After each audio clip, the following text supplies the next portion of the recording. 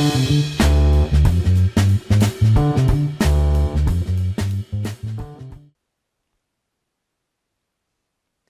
let's go ahead and take a look at the Google Drive setting options. To access Google Drive, you come up to the Google gear, click on that, and down to settings. The first thing you're going to notice is storage, and you can see how much space I'm taking up. For education, we have unlimited storage. For others, I believe it's 15 gigs and you can purchase more, but for education, we're unlimited. The next option here is convert uploads. Where this becomes important is if you're going to upload Microsoft Office documents to Google Drive, you can have Google automatically convert those to the Google Docs equivalent format.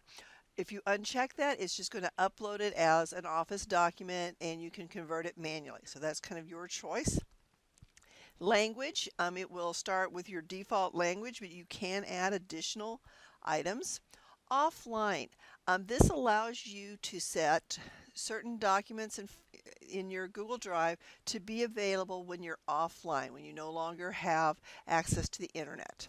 Density, this is personal preference, how you, and you can play with these to determine what layout and how it puts it together, what's most comfortable for you.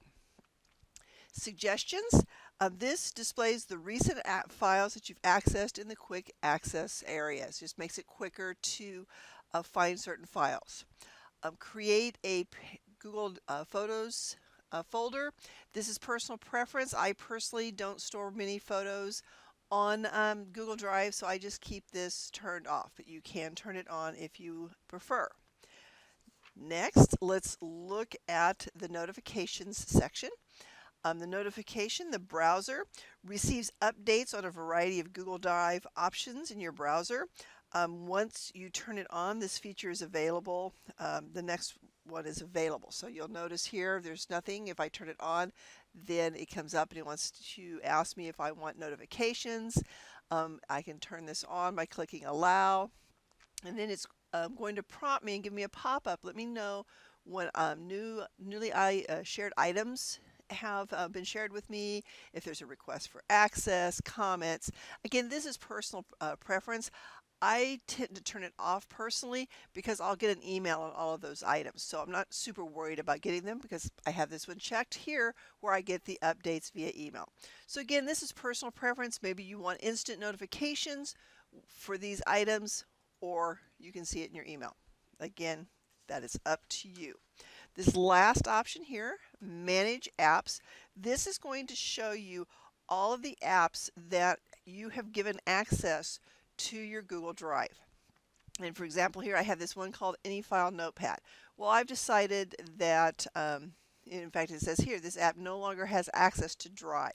And I could come back over here and I'm going to go ahead and say disconnect from Drive because I don't want to use this app anymore, and so I've disconnected it.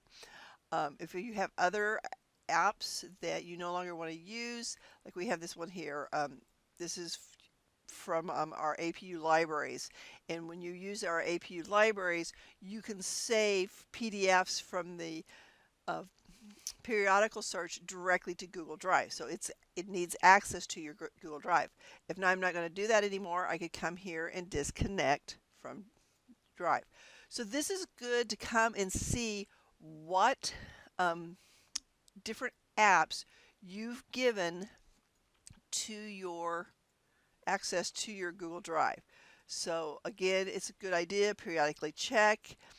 If you're no longer using an app, like I no longer use a Pixlr Editor, I can come over here and say disconnect from Drive. Actually, I do use that from time to time. It's this one I don't use, so I'll disconnect it from Drive. So again, this, because when you give access to external drives, external apps to your Google Drive, you could be giving them access to more information than you intend to. So you want to pay close attention to what's here. Once you've gone through this, removed any, you can press done.